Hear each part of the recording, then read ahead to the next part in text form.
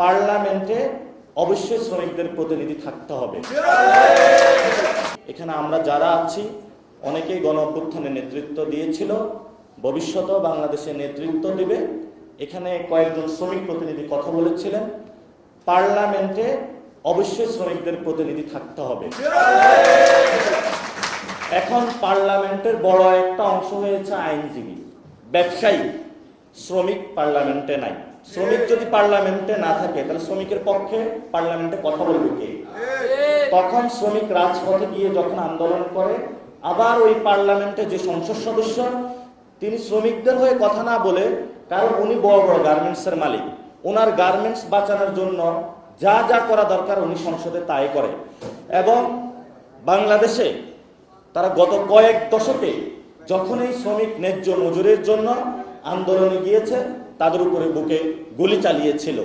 এবং গণ অভ্যুত্থানের পরও এই সরকারকেও আমরা দেখেছি শ্রমিকের বুকে গুলি চালিয়েছিল। এই জন্য আমরা বলছি, চেয়ারের যদি পরিবর্তন হয় তাহলে আমাদের শ্রমিক ভাইরা ভালো থাকবে না, আমাদের পুরো ব্যবস্থার বদল করতে হবে।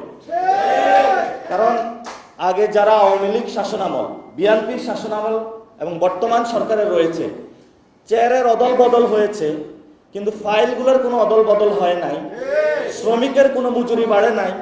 ওই পিস্তলটা যে কোন দিকে ঘুরাতে হবে সেই প্রশিক্ষণ তার কাছে যায় নাই, যার কারণে বারে বারে এই সরকারে, বর্তমান গণ অভ্যুত্থানের সরকার হওয়ার পরও আমরা দেখেছি তাদের অস্ত্রটা শ্রমিকের দিকে গিয়েছে, শ্রমিকের বুকে বুলেট লেগেছিল, সেখান থেকে রক্ত ঝরেছিল।